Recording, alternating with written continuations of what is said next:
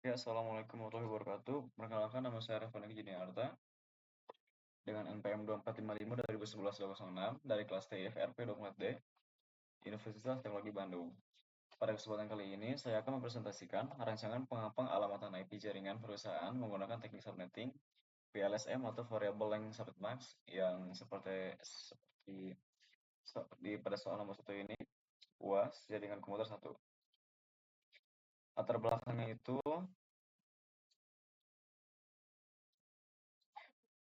Latar belakangnya itu dalam sebuah perusahaan, setiap bidang memiliki kebutuhan jumlah perangkat atau host yang berbeda-beda. Jika pengalamatan IP tidak dirancang dengan baik, maka akan terjadi pemborosan alamat IP, terutama jika semua jaringan dipaksa menggunakan subnet yang sama besar. Oleh karena itu, pada kasus ini digunakan metode VLSM atau Variable Length Subnet Max, yaitu metode subnetting yang memungkinkan setiap subnet memiliki ukuran yang berbeda sesuai kebutuhan host masing-masing bidang. Ketentuan soal itu ditentukan bahwa perusahaan memiliki network lokal 192.168.1.0/24 dengan kebutuhan host sebagai berikut. Customer service itu membutuhkan 17 host, ruang IT membutuhkan 12 host, ruang HRD membutuhkan 10 host, ruang keuangan membutuhkan 5 host, dan yang terakhir ruang kepala seksi membutuhkan 2 host. Tujuan dari perancangan ini adalah untuk menentukan network address, menentukan range IP host, menentukan broadcast address. Jadi pada masing-masing bidang secara optimal menggunakan teknik VLSM.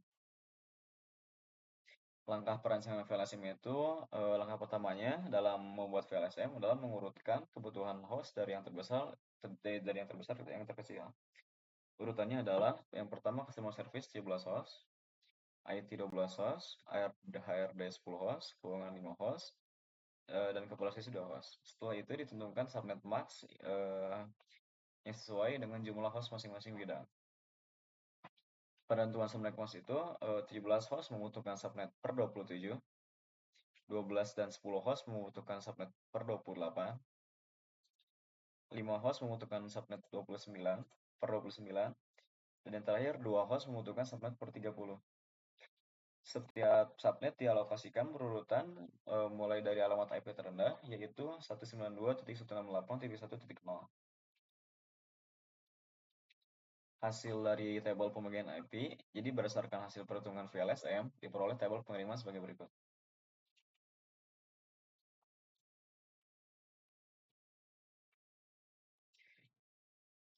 Di ruang customer service, network address itu 192.168.1/27, range hostnya itu 192.168.1 sampai 192.168.1.30. Broadcast address-nya itu 192.168.1.31. Ruang IT itu network address-nya itu 192.168.1.1.32/28. Range host-nya 192.168.1.33 sampai 192.168.1.46. Broadcast address-nya itu 192.168.1.1.47.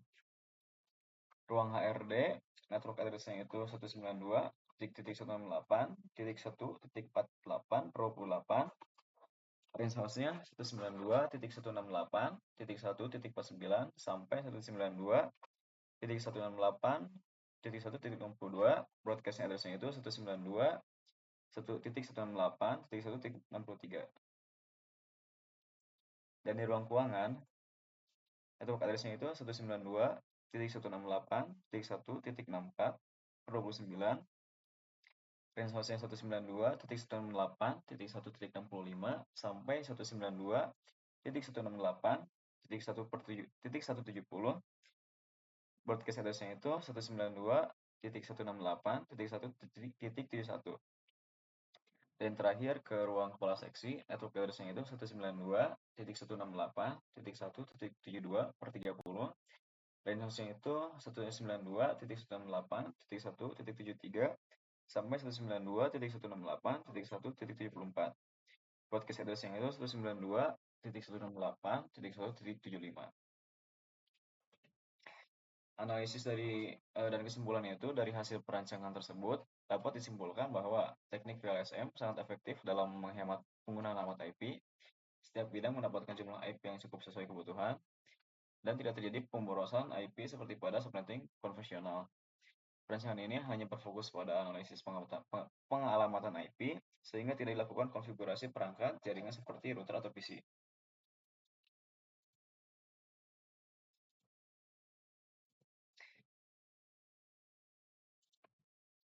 Demikian presentasi mengenai rancangan pengalamatan IP jaringan perusahaan menggunakan VLSM.